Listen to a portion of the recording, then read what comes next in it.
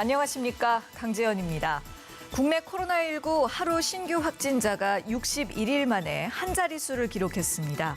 하지만 정부는 아직 낙관적인 예측을 할 수는 없다면서 사회적 거리 두기를 5월 5일까지 연장하기로 했는데요. 이런 가운데 오늘 초등학교 저학년이 온라인으로 개학을 합니다. 이로써 3차에 걸친 온라인 개학이 모두 마무리됐고요. 전체 초중 고등학교의 신학기가 시작이 됐습니다. 더불어 24일로 예정됐던 수능 첫 모의고사를 등교 시험으로 치를지 여부도 오늘 발표될 예정이어서 등교 수업의 첫 가늠자가 될 것으로 전망됩니다. TBS 특집 코로나19 오늘도 현재까지 들어온 속보 중심으로 짚어보겠습니다. 시민의 방송 TBS는 매일 아침 9시부터 9시 50분까지 TV와 유튜브를 통해 코로나19 특집 생방송을 진행하고 있습니다. 자, 먼저 서울시 상황실에 나가 있는 기자 연결해 밤사이 확진자 집계 상황, 또 서울시의 주요 대응책들 들어보겠습니다. 서유선 기자. 네, 서울시 재난안전대책본부에 나와 있습니다. 네, 전국 코로나19 확진 현황부터 정리해 주실까요? 네, 방역당국이 어제 0시 기준으로 발표한 신규 확진자는 8명입니다. 지난 2월 18일 이후 61일 만에 일일 신규 확진자 수가 10명 이하로 떨어진 건데요.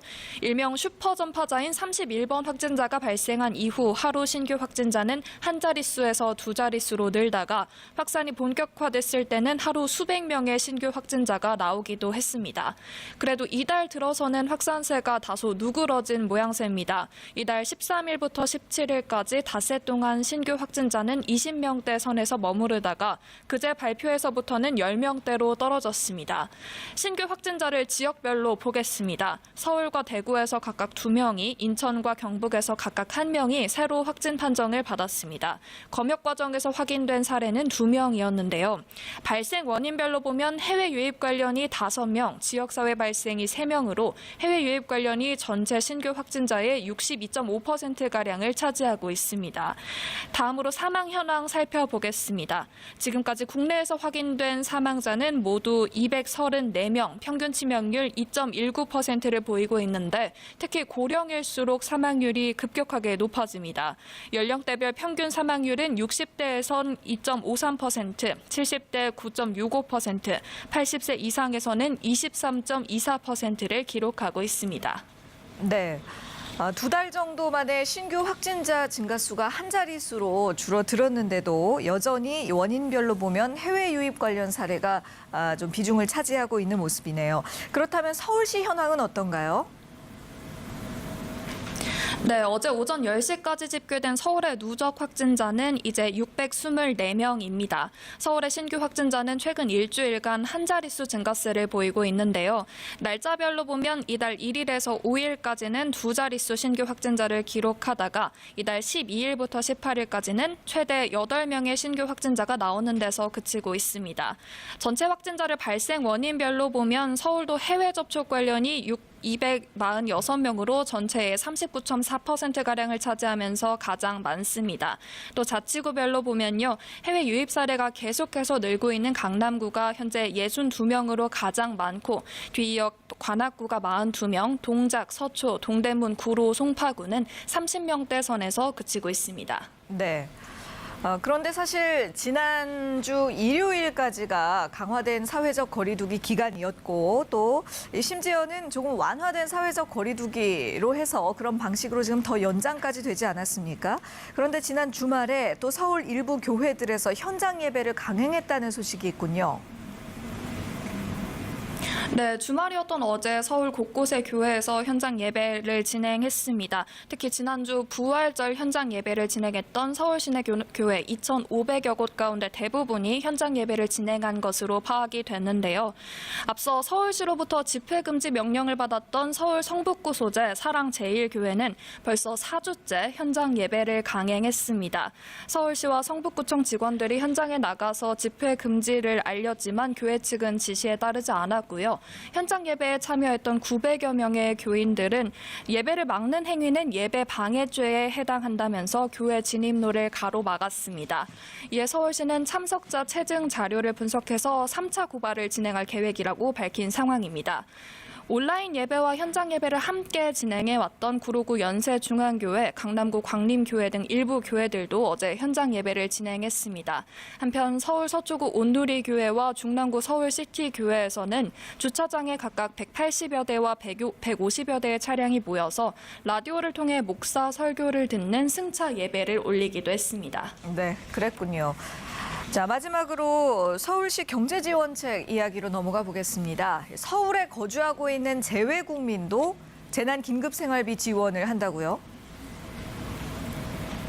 네, 당초 재난긴급생활비 지원 대상에서 배제됐던 서울에 거주하는 재외 국민도 앞으로 재난긴급생활비를 받을 수 있게 됐습니다.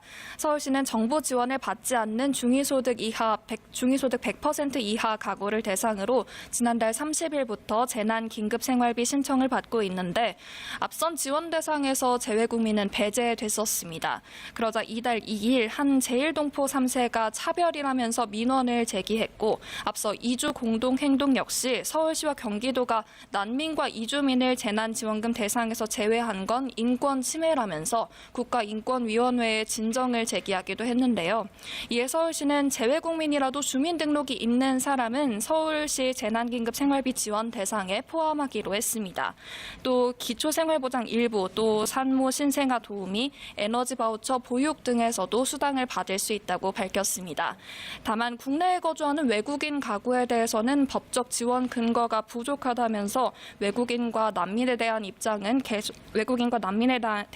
차별은 계속 해결되지 않은 상황입니다. 지금까지 서울시 재난안전대책본부에서 TBS 서유선입니다. 네, 서울시 상황 알아봤습니다. 서유선 기자 수고하셨고요. 계속해서 코로나19 관련 새로운 소식들 취재 기자와 함께 더 자세하게 살펴보겠습니다. TBS 보도본부의 공혜림 기자와 함께합니다. 어서 오십시오. 안녕하세요. 자, 국내 코로나19 신규 확진자 수가 2달 만에 한 자릿수로 떨어졌습니다. 이런 가운데 정부는 사회적 거리 두기를 한 번 더 연장하겠다 이렇게 밝혔죠. 네, 맞습니다. 사회적 거리 두기 기간이 어린이날인 다음 달 5일까지로 연장이 됩니다.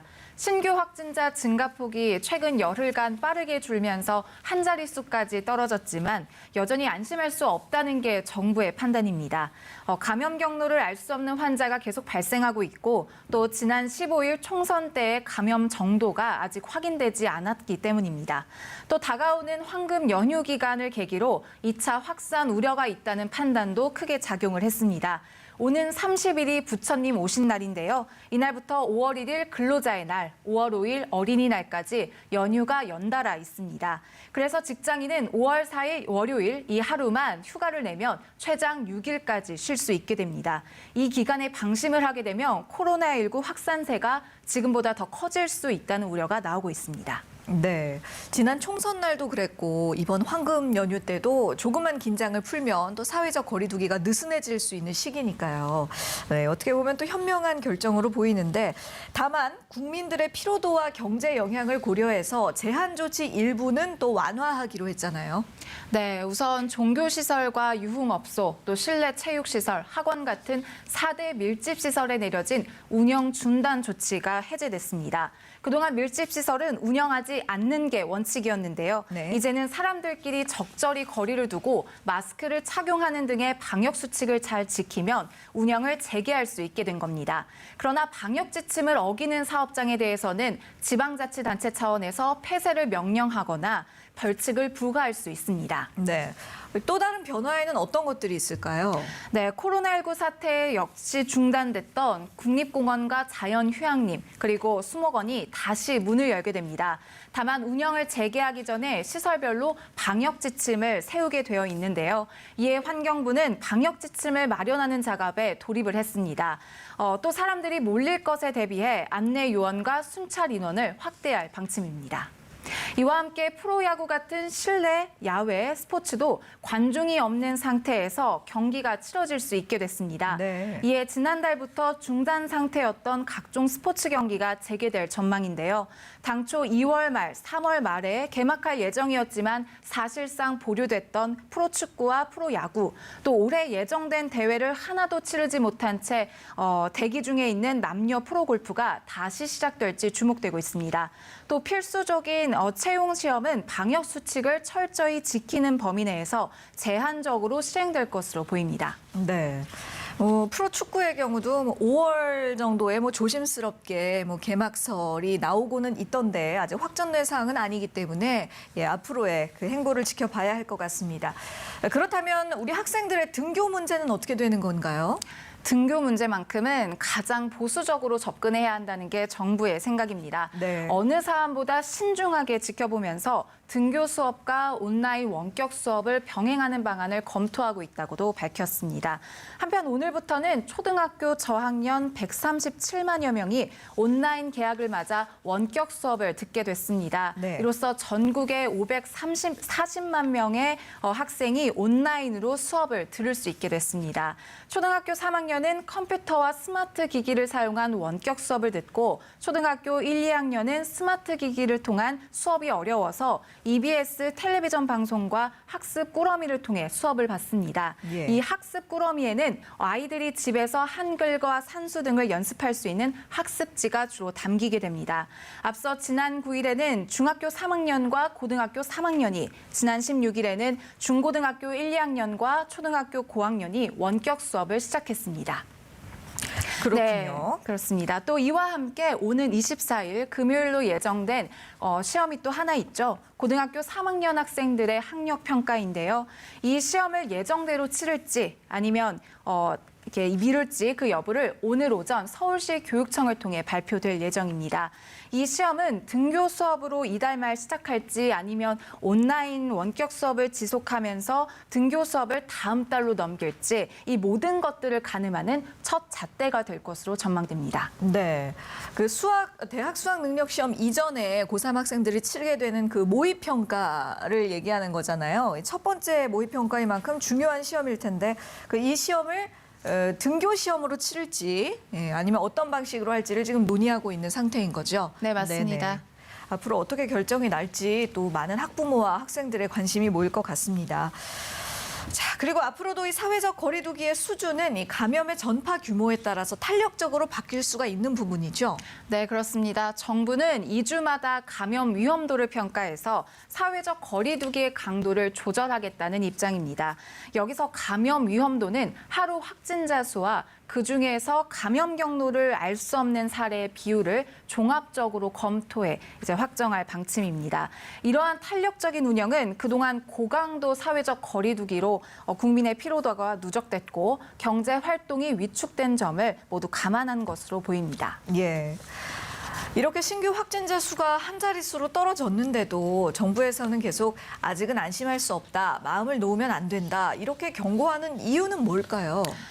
무엇보다 코로나19 진단 당시에 증상이 없는 사례가 꾸준히 발생을 하고 있고 또 감염 경로를 알 수 없는 사례가 잇따라 나타나고 있기 때문입니다. 정부는 국내 코로나19 확진자 10명 가운데 3명 정도가 양성 판정을 받았을 때 발열이나 기침 같은 코로나19 의심 증상이 없었고 네. 또 어떻게 감염된 건지 확인하지 못했다고 밝혔습니다. 그러면서 놓친 감염자가 어디에 있을지 무증상 또는 증상이 가벼운 감염자가 밀접 접촉으로 대규모 유행을 증폭시키지는 않을지 늘 긴장하며 노심초사하고 있다고 우려를 표했습니다. 특히 3차, 4차 전파를 통해 35명의 확진자가 발생했던 경북 예천 사례를 보면 코로나19 바이러스가 얼마나 조용히 그리고 강력하게 전파되는지 알 수 있다며 긴장을 늦춰서는 안 된다고 강조했습니다. 예. 최근 그 수면 위로 떠올랐던 이 경북 예천 사례가 바로 조용한 전파의 굉장히 대표적인 예시라고 할 수 있었는데요. 또 정부 이야기처럼 집단 감염 우려를 완전히 놓을 수가 없는 것이 한동안 잠잠했던 부산에서도 또 확진자가 발생했다는 소식이군요. 네, 그렇습니다. 부산은 26일째 지역 감염이 나오지 않았던 지역인데요. 그런데 이 부산에서 해외를 다녀온 이력도 없는 아버지와 딸이 확진 판정을 받았습니다. 아버지는 부산의 한 고등학교에서 교직원으로 일하는 58살 남성으로 지난 12일 교회 부활절 예배를 다녀온 것으로 확인이 돼 지역 감염자가 아닌지 이제 확인 중에 있습니다. 또 다른 부산 의료원의 25살 간호사입니다. 대구 요양병원에서 옮겨온 확진자 9명이 입원한 병동에서 일하는 중에 감염된 것으로 파악이 됐습니다. 부산에서 확진자를 치료하는 의료진이 확진 판정을 받은 건 이번이 처음이기도 합니다. 네. 이들 부녀가 다니는 학교와 교회, 병원은 모두 폐쇄된 상태고요. 또 접촉자 300여 명은 자가격리 조치에 들어간 상태입니다. 상황이 이렇다 보니 정부가 아직 안심할 수 없다고 경고할 수밖에 없는 상황입니다. 네. 그리고 일각에서는 또 날씨가 좀 더워지면 따뜻해지면 다른 코로나 계열 바이러스처럼 전염력이 주춤해지지 않을까 뭐 그런 이야기들도 나오고 있거든요. 어떤가요? 그런 기대감은 섣부른 판단일 수 있다는 게 정부의 입장입니다. 네. 정부는 여름철이었던 다른 남반구에서도 환자가 발생했고 앞서 우리가 경험을 했던 메르스 역시 기온과 상관없이 유행했다며 경계했습니다. 그러면서 전 세계 어느 나라도 사회적 거리두기나 강력한 봉쇄를 푼 상태에서 코로나19를 통제하는 데 성공한 경우는 없다며 사회적 거리두기를 재차 강조했습니다. 네. 그러니까 결국 다음 달 5일까지로 연장된 사회적 거리두기가 실질적인 성과를 다시 한번 내주는 것이 굉장히 중요한 시점인데요. 그 열쇠는 바로 얼마나 많은 국민이 실천을 하느냐. 이 부분이 되겠죠. 네, 맞습니다. 사회적 거리두기의 필요성에 대해서 많은 국민이 공감하고 있는 것으로 나타났습니다. 정부가 국민 1,000명을 대상으로 사회적 거리두기 인식 조사를 한 결과 국민 10명 중 6명은 코로나19 재확산을 우려하면서 사회적 거리두기를 즉각 해제해서는 안 된다라고 답했습니다. 그 이유로는 치료제가 없기 때문에 또 국내 신규 확진자가 여전히 많아서 또 해외 유입 사례가 우려돼서 등 다양했습니다. 예. 그러니까 이제 필요성에 대한 공감은 많은 국민들이 하고 있기 때문에 이제 실제로 실천하는 일만 남은 것 같습니다. 네. 우리 국민들이 그동안 오래 지속되어 온 사회적 거리두기로 심리적 피로감이 많이 쌓였을 것임에도 불구하고 이렇게 또 사회적 거리두기의 연장 필요성을 좀 의식을 하고 있는 상황이고 맞습니다. 이것이 바로 전 세계가 칭찬한 시민의식 아니겠습니까? 지금 말씀하신 대로 이러한 공감이 실제적으로 실천으로 이어지는 일이 중요할 것으로 보이네요. 자, 이런 가운데 또 신천지 관련 감염 사례가 끊이지를 않고 있다고요. 신천지가 참 여전히 걱정거리인데요. 그러게요. 최근 이틀 동안 발생한 신천지 교회 확진자가 4명입니다. 그중 3명은 지난 13일 논산 육군훈련소에 입영해 확진 판정을 받은 훈련병들인데요. 나머지 1명은 어제 확진된 대구 가톨릭대 병원의 의료진입니다. 그런데 이 신천지 교인들에 대해서는 전수조사를 이미 하지 않았나요? 네, 그런 전수조사는 특정 시점에 이뤄졌기 때문에 그 이후에 감염됐을 가능성을 배제할 수 없다는 게 정부의 판단입니다. 논산훈련소 확진자 3명 가운데 1명은 완치됐다가 이번에 다시 양성 판정을 받은 사례고 나머지 2명은 전수조사 당시에는 음성 판정을 받았다가 이번에 확진이 된 경우입니다. 네. 정부는 이들이 전수조사 이후에 종교활동을 통해 감염된 건지 조사해봐야 알 수 있다고 설명했습니다. 네. 전국 지자체는 코로나19가 완전히 종식될 때까지 신천지와 관련된 모든 시설을 폐쇄하는 방침을 유지하겠다고 밝혔습니다. 예, 이 논산훈련소면 정말 많은 사람들이 몰리는 공간이고 또 여러 사람들이 들어왔다 나갔다 하는 그런 장소인데 또 다른 이 추가 확진자가 나오지는 않을까 걱정이 좀 됩니다. 네, 많은 이제 부모님들도 걱정을 하고 계시는데요. 다행히 아직까지는 없습니다. 논산 훈련소에서 발생한 신천지 교인 확진자 3명은 바로 격리 상태에서 진단 검사를 받았고 양성 판정이 나오자마자 바로 귀가 조치된 상황입니다. 네. 훈련소 측은 접촉자 전원이 음성 판정을 받았다며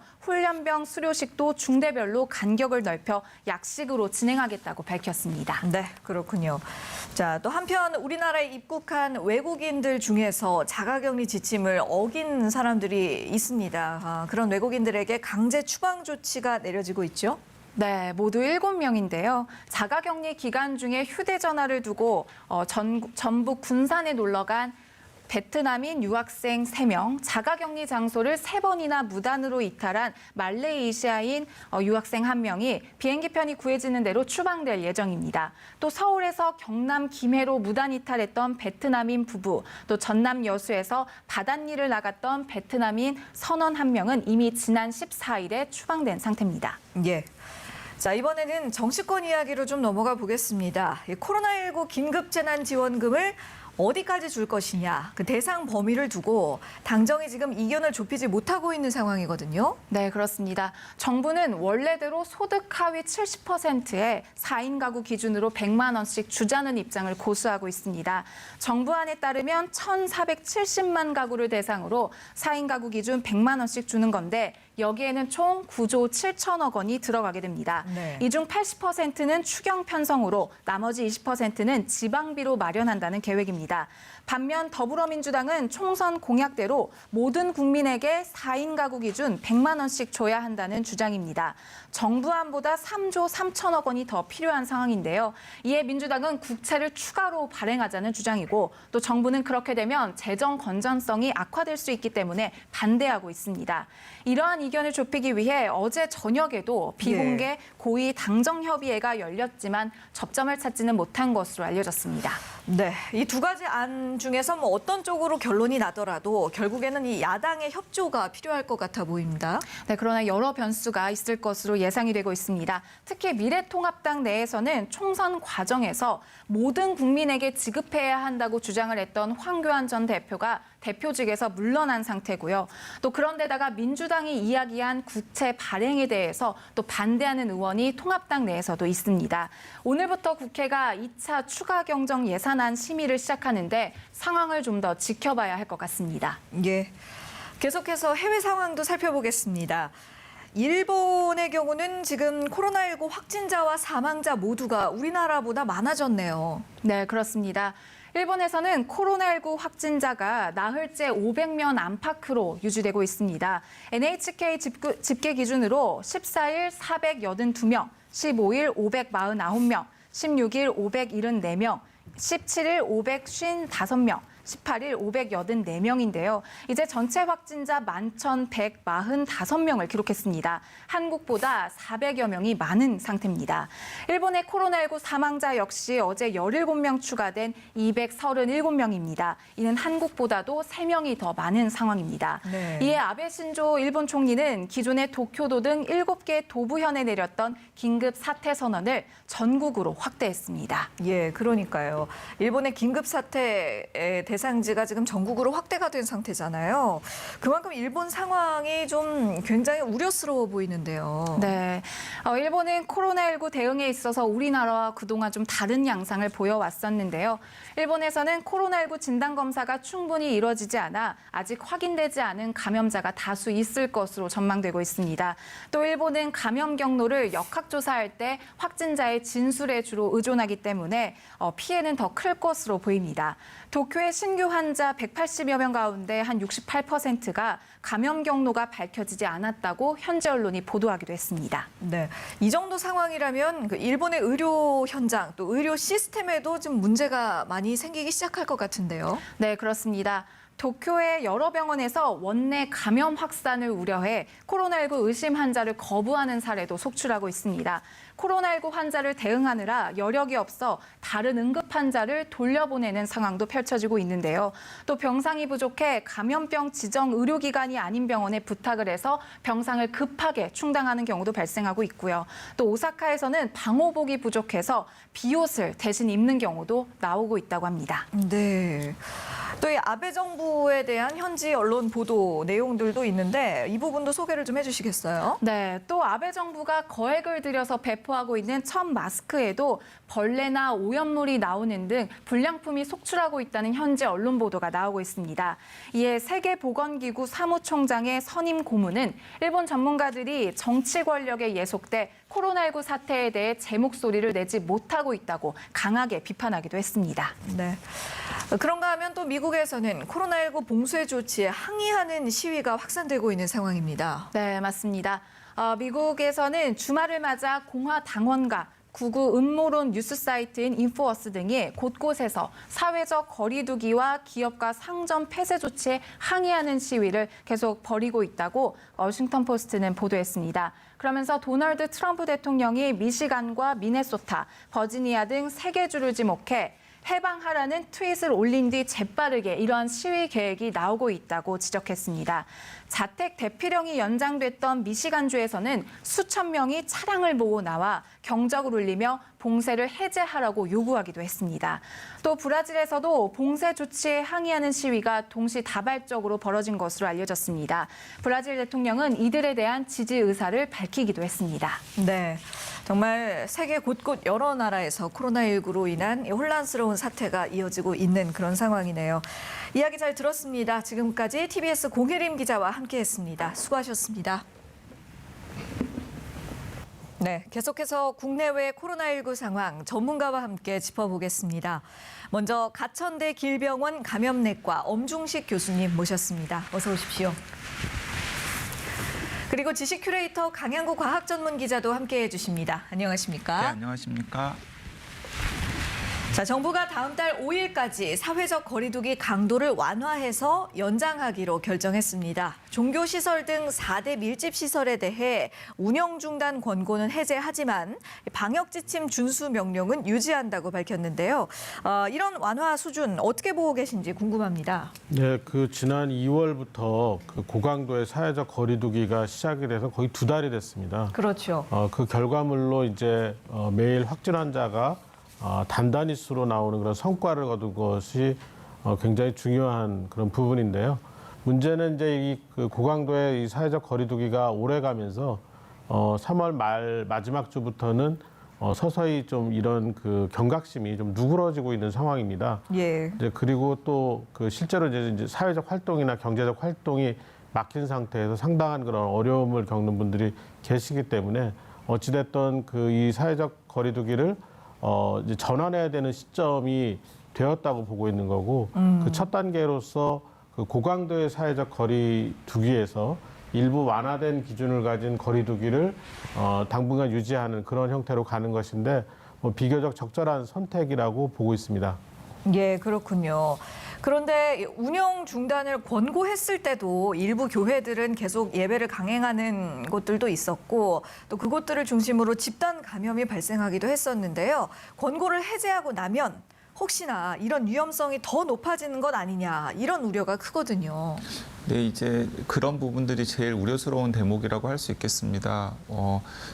지금까지 수도권이라든가 대구 경북 지역에서 종교시설이나 혹은 구로구 콜센터 같은 집단 근무 시설 같은 곳에서 이제 집단 감염 사례가 있었는데 네. 앞으로 사회적 거리두기가 조금 더 완화되고 또 지역 사회에서 완전히 바이러스가 없어졌다라는 것을 보장하지 못하고 있는 상황에서 그런 집단 발병 가능성이 항상 상존할 수 있기 때문에 그런 것들이 만에 하나 초기에 진압되지 않았을 때에는 또 다른 이제 유행에 불을 붙일 수 있는 가능성이 있기 때문에 맞습니다. 이제 많은 전문가들도 또 방역 당국도 한편으로는 좀 풀어야 된다라는 당위성을 인정하면서도 한편으로는 수위를 어떤 식으로 조절할지에 대한 고민이 지금 있는 것입니다. 예. 그래서 더욱더 구체적인 방역 지침들 이런 준수 사항들을 설정을 해야 되는 것이 아닌가 싶은 생각이 드네요. 그런가 하면 자연 휴양림 같은 다소 위험도가 낮은 그런 실외 공공시설에 대해서는 준비되는 대로 운영을 재개하겠다라는 입장인데요. 이때도 방역 지침을 만들기로 했습니다. 여기에는 어떤 내용들이 담기게 될까요? 기본적인 사회적 거리두기에서 우리가 강조했던 지침들은 그대로 반영이 될 것 같습니다. 예를 들면 손위생이나 또 마스크 착용, 기침 예절, 그리고 이 사람 간의 거리를 1 내지 2m 정도 충분히 두는 것 같은 기본적인 지침은 분명하게 지켜져야 될 것으로 나올 것 같고, 네. 그 다음에 이제 현장 상황에 맞게 이런 지침을 지키기 위한 여러 가지 환경을 조성하는 것. 예를 들면 손소독제를 준비한다든지 또 거리두기를 할 때도 사람들이 한꺼번에 몰리지 않게 할 수 있는 현장의 어떤 시설이나 구조 같은 것들을 마련을 해야 될 것 같고 네. 또 현장에서 그런 것들을 관리하는 그런 요원들을 또 배치하는 그런 문제들이 좀 구체적으로 마련이 돼야 될 것 같습니다. 예.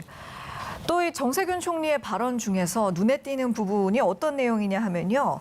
현재 수준의 안정적 관리가 계속 이루어진다면 5월 6일부터는 생활 속 거리두기, 즉 생활방역 체제로 전환을 하겠다라는 부분인데요.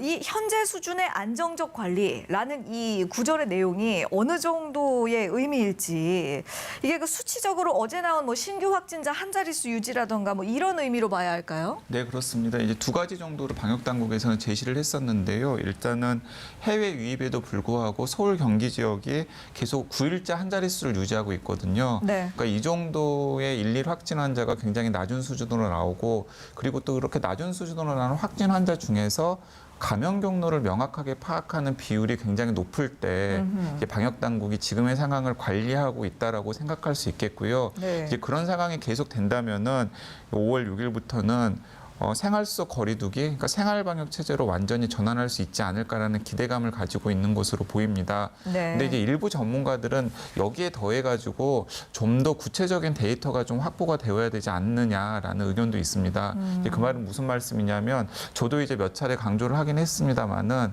이 지역사회 감염이 어느 정도나 되었는지에 대해서 명확하게 판단할 수 있는 근거가 사실은 없거든요. 맞습니다. 그렇기 때문에 외국의 많은 전문가들이 이구동성으로 이야기하는 것은 그 유의미한 인구 집단을 대상으로 해서 뭐 랜덤 샘플링 등을 통해서 항체 검사를 해서 지역사회 코로나19 바이러스가 어느 정도로 퍼져 있고 이 알은 비율이 어느 정도나 되는지를 명확하게 파악할 수 있다면은 그 결과를 보고서 이 방역의 수준을 결정할 수가 있거든요. 예. 그래서 방역 당국에서 현재 그런 지역사회 항체 검사를 할지 말지를 놓고서 고민을 하고 있는 것으로 보이고요.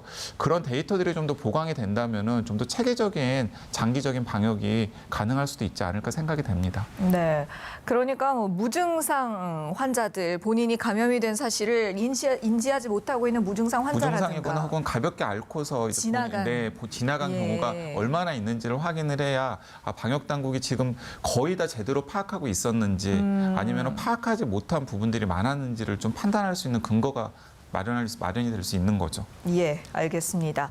자, 그런가 하면 오늘부터 초등학교 저학년들도 온라인 개학에 들어가게 되면서 이제 초등, 고등학교 학생 전원이 원격 수업을 받게 되는데요. 그래도 학부모들의 관심은 과연 언제부터 이 등교 개학이 이루어질 것이냐, 이 부분 아니겠습니까? 정 총리는 이에 대해서 순차적으로 상황을 봐가면서 등교 개학을 추진을 하겠다 라고 했는데, 이것이 그 생활방역 전환과 같은 수준일까요? 아니면 보다 엄격하게 해석을 해야 할지, 그것에 대한 혼란이 좀 있는 것 같습니다. 네, 뭐 그 개학을 한다라는 것은 이제 생활 방역으로 넘어간다라고 그 같은 의미로 받아들여도 무방할 것 같습니다. 네. 문제는 이제 싱가포르 사례에서 본 것처럼 개학을 하고 난 다음에 다시 그 확진자들이 급증하면서 지역사회 감염 유행을 조절하지 못하는 상황이 발생한 사례들이 있거든요. 네. 그러니까 학생들의 개학이 이 전체 유행에 미치는 영향들을 면밀하게 보고 이제 판단을 해야 되는데, 결국에는 이런 개인 위생이나 이런 것들을 잘 지킬 수 있는 뭐 고등학교부터 먼저 개학을 하고 한 2주 정도 경과를 보고 그다음에 이제 중학교로 내려간다든지 뭐 이런 순차적 개학의 그 계획을 좀 잘 세워야 되겠고, 근데 더 중요한 거는 그 개학을 결정하는 그 시점 이전 단계에 예. 우리가 정말 안심하고 개학을 할 수 있을 정도로 충분히 이 유행이 조절이 됐다라는 여러 가지 근거를 확보를 해야 됩니다. 가장 그 이상적인 것은 이제 확진자가 나오지 않거나 네. 확진자가 나오더라도 지금처럼 뭐 10명 미만의 단단히 수 확진자에서 이 확진자들이 다 역학적 연결고리를 파악하고 있는 그런 예. 환자들이 계속 안정적으로 유지가 된다면 가능하지 않을까 생각을 하고 있습니다. 네, 알겠습니다. 한편 또 68명의 확진자가 나왔던 의정부 성모병원이 오늘부터 단계적으로 문을 열게 됩니다. 호흡기 환자를 제외한 응급 환자부터 받겠다는 계획인데요. 사실 아직 감염 경로가 밝혀지지 않은 상태에서 병원을 재운영하는 것이거든요. 여기에 대해서는 어떻게 평가하시나요? 네, 일단은 의정부 성모병원은 응급실부터 문을 열고 외래 진료는 언제부터 가능할지 이게 미지수인 상황인데요. 이 의정부 성모병원이 경기도 북부 지역 밖에 응급의료에서 차지하는 중요한 위상이 있습니다. 네. 그렇기 때문에 그 경기도 북부 응급 환자들을 대응하기 위한 조치로서 응급실 문을 먼저 연 것이고요. 또 일단은 의료진을 비롯한 전수검사도 거의 다 마무리가 되어 있고 추가 확진 환자도 며칠째 없는 상황이기 때문에 네. 일단은 합리적인 조치라고 보여집니다. 아까 방송 전에 엄 교수님과도 잠깐 말씀을 나눴었는데 사실은 지금 코로나19 대응과 관련해서 가장 중요한 대목이 병원을 지키는 일이거든요. 네네. 그러니까 두 가지 면에서인데 하나는 일단은 병원에서 혹시 발생할 수 있는 집단 감염의 가능성을 최대한 차단하는 것이 하나 중요한 문제고요. 또 다른 하나는 기존의 대형 병원이나 혹은 중소병원들이 계속해서 환자들을 볼 수 있는 시스템을 마련을 해줘야 되거든요. 네, 거기에는 병원 관리뿐만 아니라 이 정부나 지자체의 병원에 대한 지원 등까지 포괄적으로 이루어지는 것이기 때문에 예. 이런 것들이 좀 의정부 성모병원 사례를 통해서 이제 종합적으로 좀 검토가 되었으면 하는 바람이 있습니다. 네. 최근에 또 코로나19 관련해서 계속적으로 새로운 그 뉴스와 이슈가 끊이질 않고 있는 상황인데요. 그 중에 하나가 또 논산 육군훈련소에서 확진 판정을 받은 훈련생 3명에 대한 뉴스였습니다. 이 3명의 환자에 대해 역학조사가 진행 중인데요. 현재까지 추가 양성자는 없는데 1명은 격리 해제된 이후에 재양성 판정을 받았고 또 2명은 처음으로 확진된 환자란 말이죠. 이 두 가지 케이스에 대해서 어떤 대응법이나 치료 과정에 차이가 있나요? 일단은 훈련소까지 입소를 한 걸 보면은 경증이거나 아니면 증상이 없는 상황일 가능성이 높은 것 같습니다. 그래서 실제로 우리는 어떤 적극적인 치료나 어떤 새로운 대응이 필요하다고 생각하지는 않는데 문제는 이제 그런 입소 과정에서 다른 그 훈련병들과 접촉을 해서 이 훈련소 내에서 유행이 발생할지에 대한 감시를 잘 해야 되겠고 예. 또 하나 이제 조금 더 그 좀 고민스러운 문제는 이분들이 특정 종교하고 관련이 있다라는 그런 상황이 이 종교 집단에서 다시 그 우리가 보이지 않는 영역에서 반복적인 그런 그리고 굉장히 강도 높은 접촉이 이루어지고 있는 것이 아닌가. 그래서 또 다른 유행에 단초가 될 수 있지 않을까라는 그런 고민이 있습니다. 예. 이렇게 격리 해제된 이후에 재양성 판정을 받은 사례가 지금까지 179명입니다. 대부분 증상이 없다거나 격리했고 또 격리 해제 이후 평균 13일 정도 뒤에 양성으로 다시 확인이 되고 있는데요. 보건당국은 이 재양성자들에게서 아직 살아있는 바이러스는 발견하지 못했다면서 감염 위험은 적다. 이렇게 보고 있습니다. 어떻게 보십니까?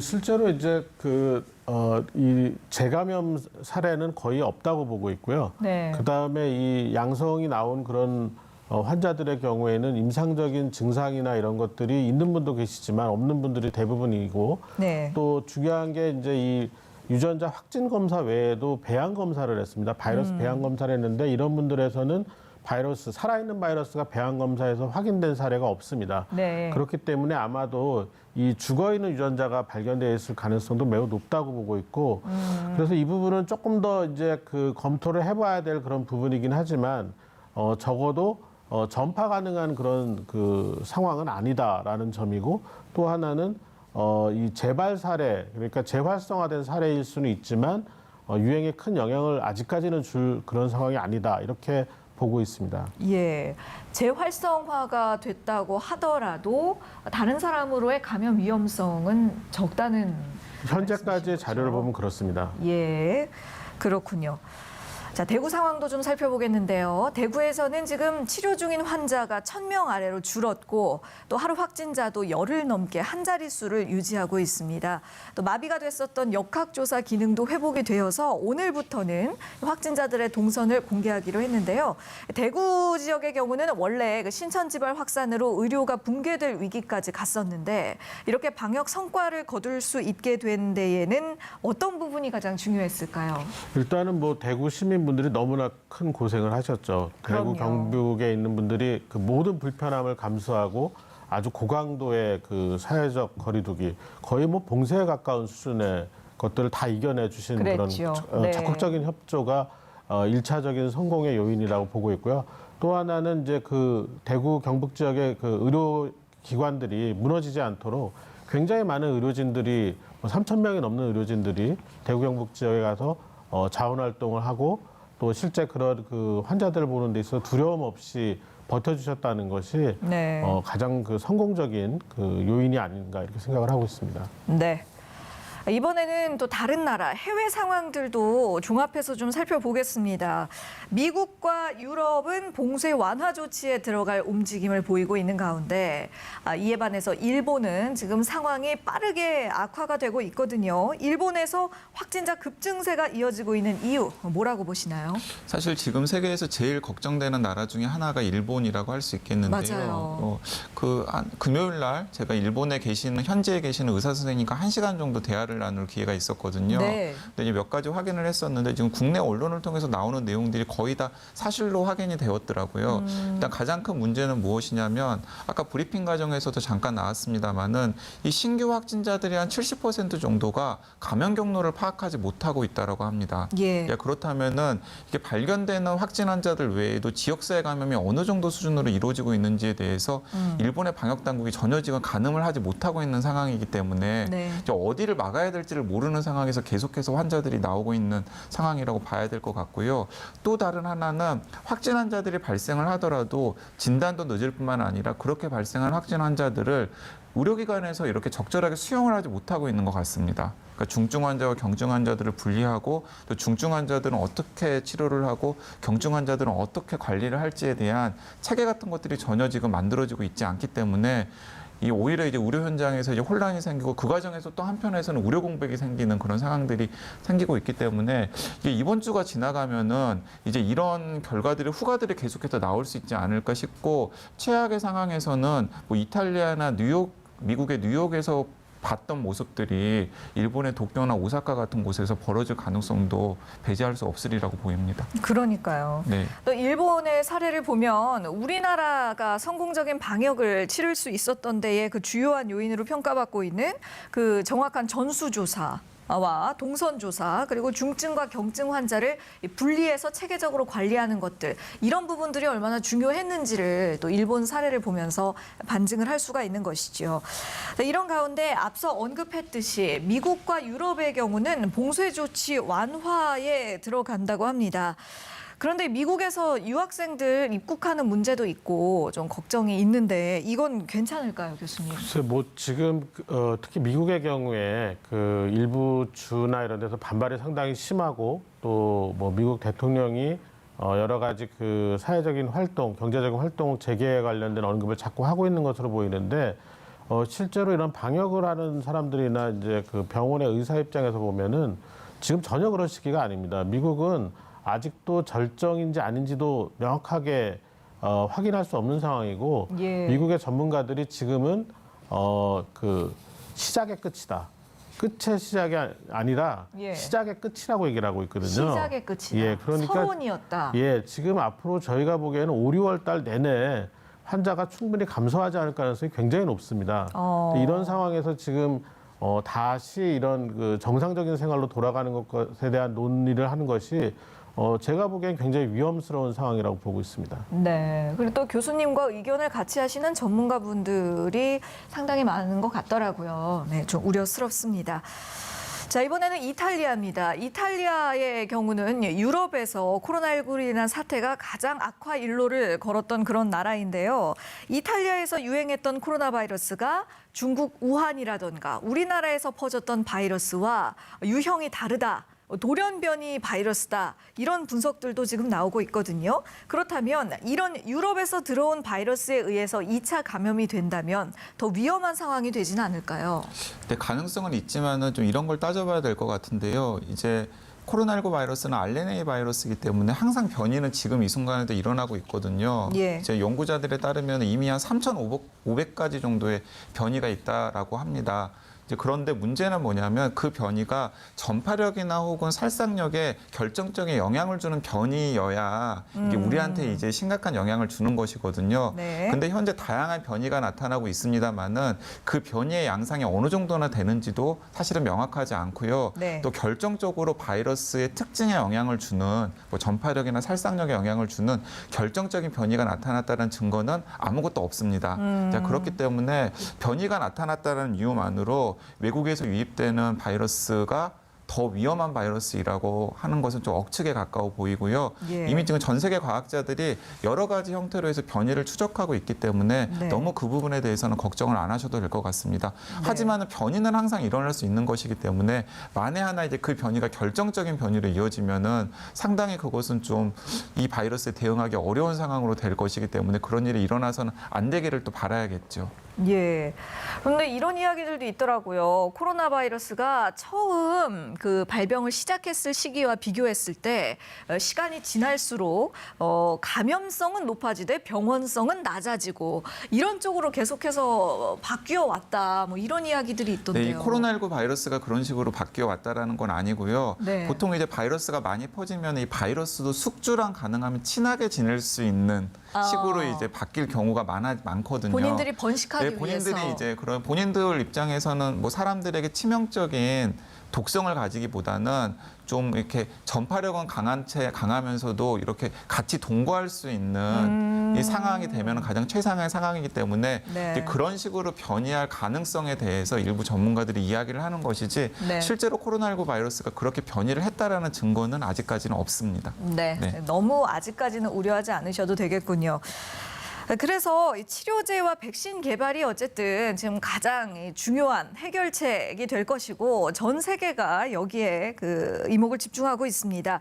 에볼라 치료제가 효과가 있다는 얘기도 나오고 있고요. 또 국내에서도 임상 추진 계획을 실시하겠다고 하는데 교수님께서는 이 약에 대해서는 평가를 어떻게 내리고 계십니까? 뭐 지금 얘기하신 그 에볼라 치료제가 이제 그 영어로 렘데시비어라는 그런 성분의 약입니다. 네. 근데 이 치료제를 그 에볼라 치료제로 개발을 했지만 여러 가지 부작용이나 이런 문제로 실제 에볼라 바이러스 병에는 적극적으로 활용을 아직 못하고 있는 상황이고요. 네. 지금 뭐 여러 가지 연구 결과에 대한 기대가 크고 중간에 나온 결과를 보면 일부 효과가 있는 것 같다라는 얘기가 나오는데 결국에는 이런 치료제, 항바이러스제가 중증 환자에 대한 치료 결과가 어떠냐가 굉장히 중요하거든요. 그러니까 우리가 이미 경증 환자들은 특별한 치료를 하지 않아도 시간의 차이만 있을 뿐이지 다 회복이 되는 게 대부분인데 예. 결국 고위험군에서 중증의 폐렴이 왔을 때 얼마나 치료 효과를 갖고 있느냐 이것들이 그 실제 항바이러스제로서 성공하느냐 안 하느냐의 그 결론을 내는 부분이기 때문에 이 부분에 대한 데이터가 조금 더 많이 모이고 또 그런 신뢰할 수 있는 결과물이 나와야 될 것 같습니다. 지금 예상으로는 7월 이전에 그런 결과들이 나올 것 같은데 그 결과가 나온 다음에 실제 현장에서 적극적으로 활용을 할 것인지를 결정해야 될 것 같습니다. 예. 잘 알겠습니다. 자, 지금까지 엄중식 가천대 길병원 감염내과 교수님, 또 강양구 지식 큐레이터 과학 전문 기자와 말씀 나눴습니다. 두 분 수고하셨습니다. 저희가 오늘 준비한 내용은 여기까지입니다. 오늘도 건강한 하루 보내시고요. 시청해 주셔서 고맙습니다.